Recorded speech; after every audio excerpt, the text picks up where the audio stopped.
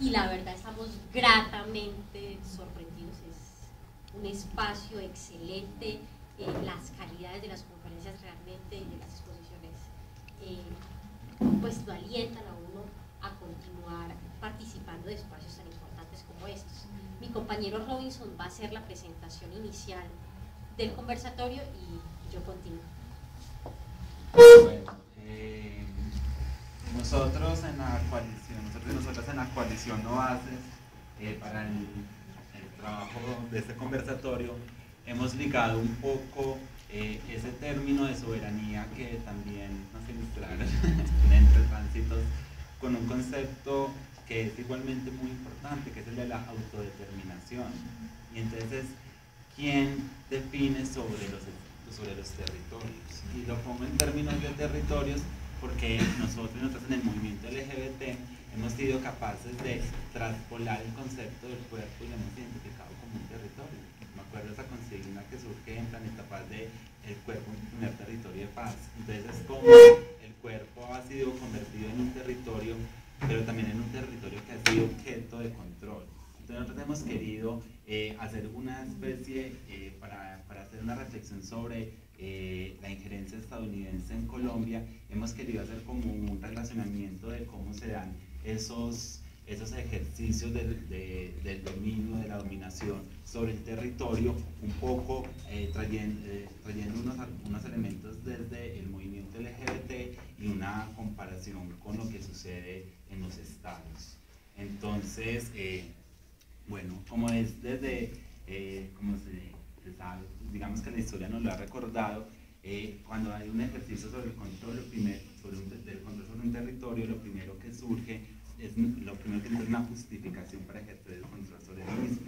Y esa justificación surge a partir de unas concepciones sobre ese territorio, sobre unas cosas que estamos llamando la demonización del territorio. Entonces pasa con el movimiento LGBT, empiezan a aparecer conceptos como la enfermedad. Entonces están enfermos, entonces el Estado tiene que intervenir para sanar sus cuerpos.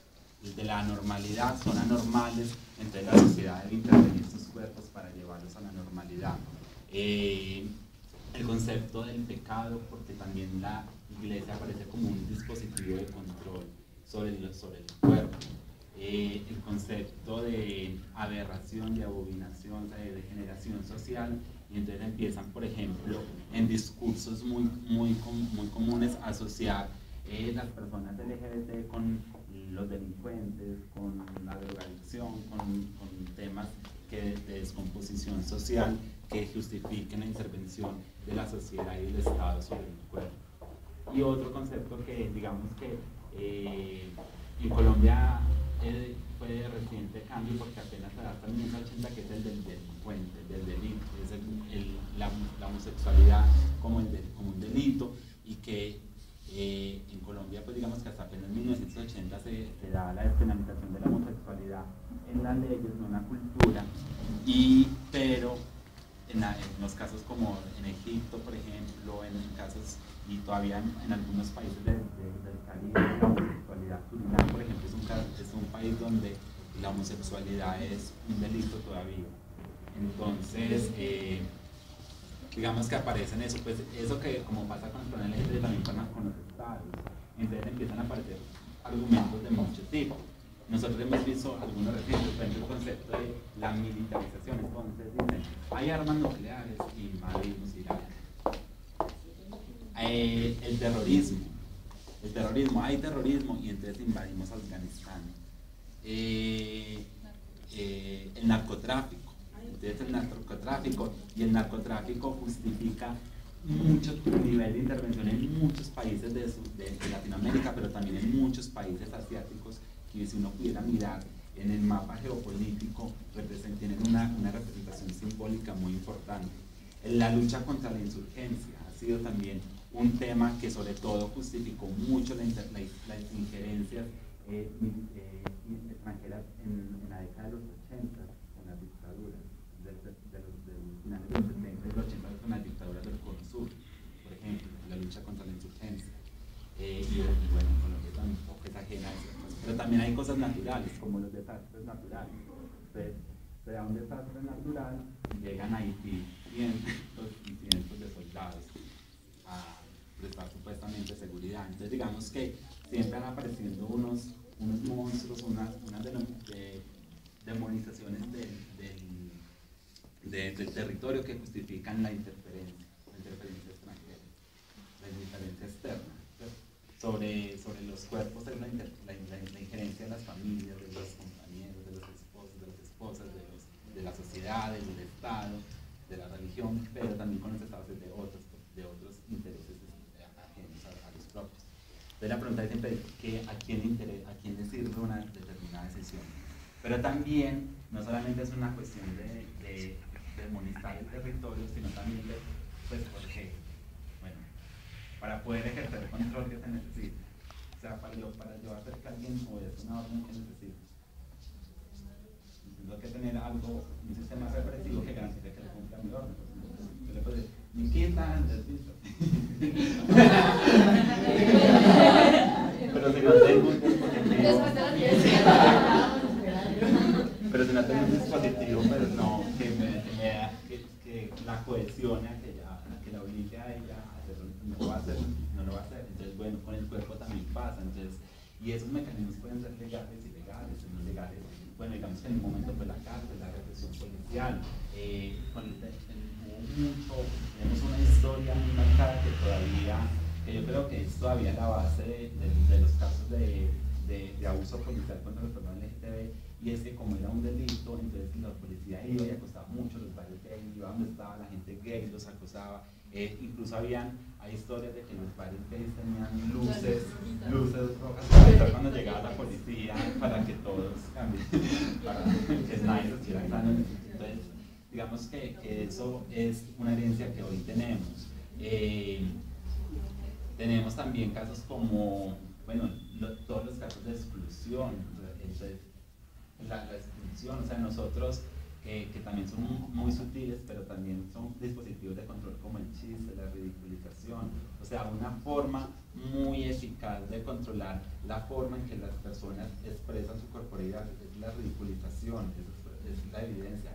Yo, por ejemplo, cuando trabajaba en formas de derechos humanos, de repente me acuerdo de un caso de un transformista que anunciaba en el metro de Medellín que cuando él iba, la policía le dio unos tacones, se los sacó y lo mostró a todo el público que tenía unos tacones en el bolso. Entonces, digamos que esos dispositivos también existen y que tienen un cierto, digamos, y sobre casos de detenciones arbitrarias hay muchas normas de los códigos de policía que lo justifican. O sea, todavía hay un andamiaje legal que permite casos de dispositivos de control sobre el cuerpo, como por ejemplo lo que pasa en el Parque Nacional. Una persona que está ahí lo pueden detener 24 horas porque está orinando. O sea, el exhibicionismo con el trance en mártires son casos que nos muestran eso, pero también ilegales. También está el caso de los grupos de limpieza social, hay muchos casos de denuncias de personas que son desplazadas por su orientación sexual o su identidad de género, de zonas donde grupos irregulares tienen el control del territorio. Pues bien, bueno, tenemos la iglesia también juega un papel de dispositivo de control muy grande, la escuela, la familia entonces hay muchos casos de o sea, todas las instituciones sociales hoy actúan todavía como dispositivos de control sobre el cuerpo de las personas LGTB y de las mujeres. Entonces bien, también lo mismo pasa con los estados, ahí existen múltiples formas de garantizar el control. Entonces están, por ejemplo, los créditos condicionados. Entonces, les da usted un estado, listo, nosotros le prestamos plata, pero no le damos plata porque sí, o sea, algo tenemos que ganar a más de los intereses exorbitantes que cobran. Cosas como los organismos multilaterales hoy son un ejemplo muy claro de que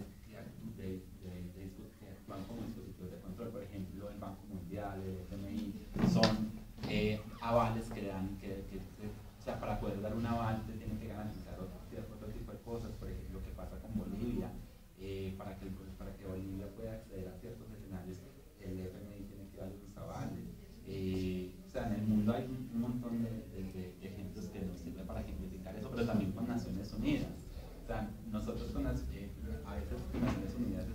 es muy sobrevalorado, pero lo sobrevaloramos como la esperanza de la democracia, pero también actúa como dispositivo de control, que además es inequitativo. Entonces, por ejemplo, con Cuba hoy tiene un bloqueo económico, y para poder salir del bloqueo económico tiene un montón digamos, de requerimientos políticos. Pero, por ejemplo, Estados Unidos invade Irak unilateralmente y no interpone ninguna sanción, a pesar de que el Consejo de Seguridad de Naciones Unidas no avaló esa intervención, y no hay ninguna sanción. Entonces, mira, como eso. Y bueno, eso es como un trabajo que hemos querido hacer de comparativo para decir cómo, así como nosotros hemos sido víctimas del ejercicio de control sobre nuestro cuerpo, también Colombia lleva una historia digamos, una historia de dominación que es muy importante, y que yo creo que bienvenida esa invitación que hace PEN, que hace Eléctrica, que hace Tránsitos, para poder hacer una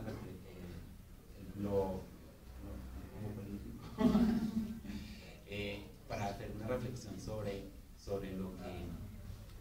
cómo esa pérdida de la autodeterminación de la nación nos afecta como colombianos y colombianas. Bienvenida. Bueno, la coalición No Bases se constituye el 30 de octubre del 2009. Esa es la fecha en que el gobierno colombiano firma el acuerdo militar de bases con el gobierno de Estados Unidos. En ese momento se genera una gran indignación nacional, porque las concesiones que hacía ese acuerdo no tenían antecedente en el país.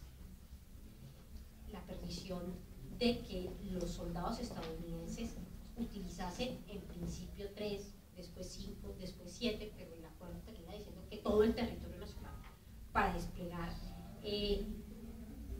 ejércitos y desplegar ejercicios militares, no solo sobre Colombia, sino sobre el continente, genera una indignación que ustedes ven lleva a que Álvaro Uribe Vélez sea sometido a la cumbre de Bariloche, que lo pone pues de presente ante el mundo como una persona que no opera bajo los intereses ni de su país ni de la región, sino que opera para los intereses norteamericanos.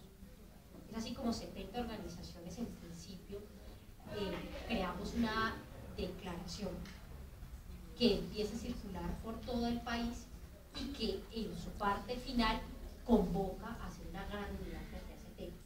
Esa gran unidad crea la Coalición Colombia No Bases. Y el análisis que ha venido haciendo la coalición es la importancia de que en Colombia se entienda el papel que ha jugado Estados Unidos en el mundo, ¿cierto? Entonces,